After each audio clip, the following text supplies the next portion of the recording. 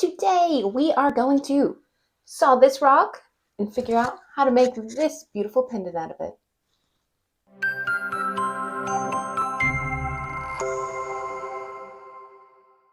All right, let's talk game plan.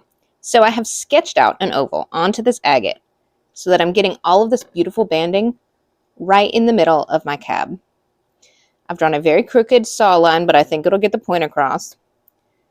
So I will saw right across here, and then we'll cab this agate. And we'll make... All right, we're at the saw. We're going to saw right across this line.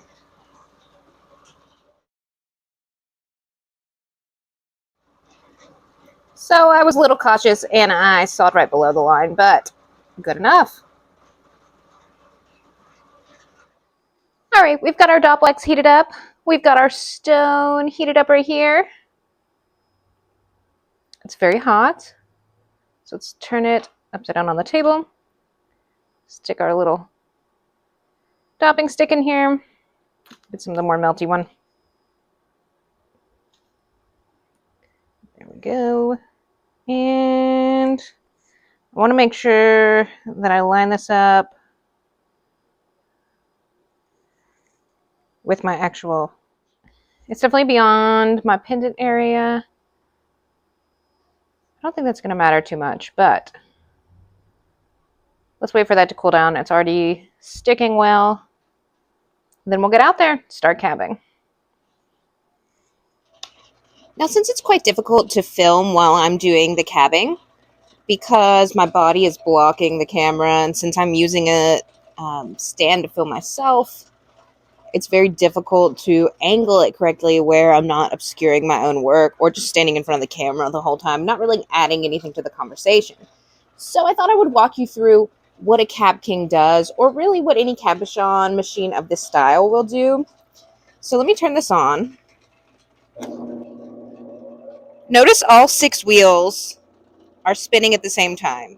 It's hard to tell on camera because they're spinning so quickly, so those can nip you, but those are all moving very, very quickly. You might be able to see there better. Now, these go from a very rough grit all the way to a buffing, a very smooth buffing. Most rocks don't even need the last wheel where you use the diamond paste that I showed in my last CabKing video. Many rocks you can get a shine just from using these 6 wheels. So when you're on each wheel, what you do is turn on the water for that wheel. And this can get quite messy, so you'll definitely want to wear a waterproof apron if you can. As you are using the dopstick or holding up a rock to that wheel, you turn that water on. You have to turn the water on for each wheel as you use it, and then you can turn it off as you're done. That makes sure you get the best shaping, and make sure the rock doesn't catch on fire, make sure you're getting a smooth polish. As you work through this wheel and this wheel, you want to get all the scratches out, or as many scratches as possible. Starting on this black wheel right here, you're starting the polishing. And that's going all the way through. That's going to finish getting any small scratches you have left. And you turn the water on for each wheel. And even on that diamond paste wheel, you can turn water on to squirt a little bit, not quite as heavily as these other wheels. So let's cut to me polishing up this agate.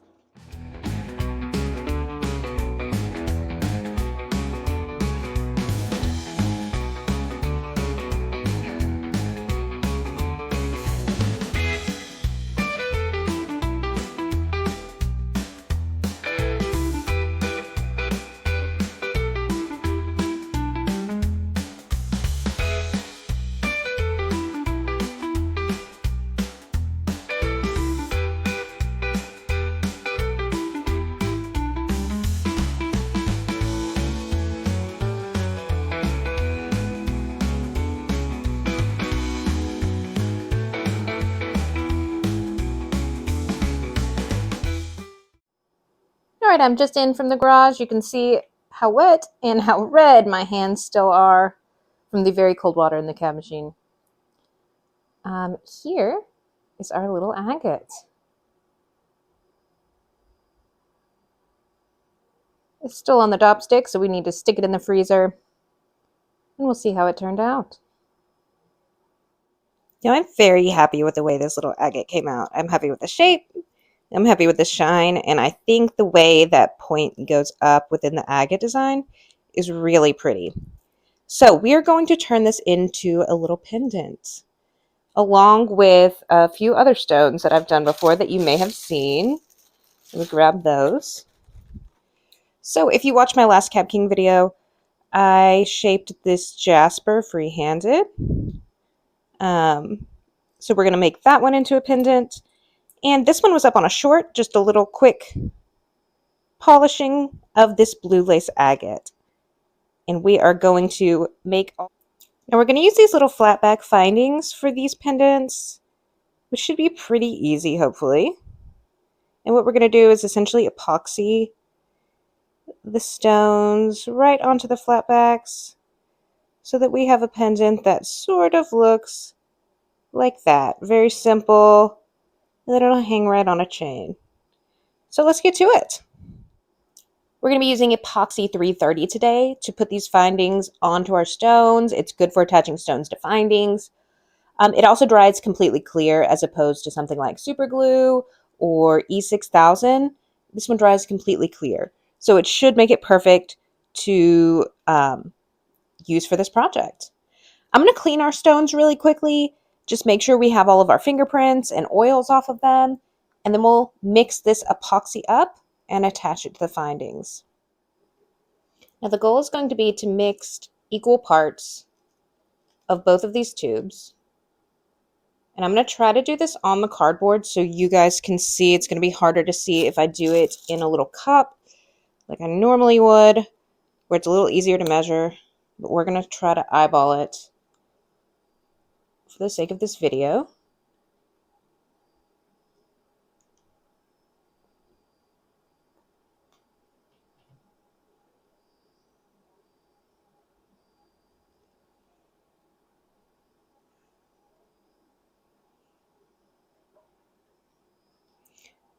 That looks equal to me right now. And we've got a popsicle stick, and I'm going to stir. I think I'm going to need much more than this. Okay, I've stirred for about 2 minutes. I'm going to go ahead and place this epoxy onto these flat back findings one at a time and place them on the stones.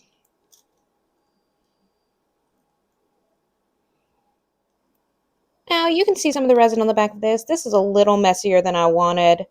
However, it is the back of the stone. This should dry clearly, which is why that clear dry is important, so it won't look quite as bad. You live, you learn. If you guys know an easier method or a cleaner method to apply this kind of resin, please let me know. That one's not too bad. This one was very messy. It was moving around on me, and not as bad. Here is the necklace in all of its glory. The colors showed up really well. The shine is beautiful. It hangs beautifully on the neck. I'm very happy we were able to take this from start to finish. All right, guys, I will see you next time. If you have any recommendations of videos you'd like to see, please drop them in the comments. Otherwise, I'll see you next Wednesday at 11.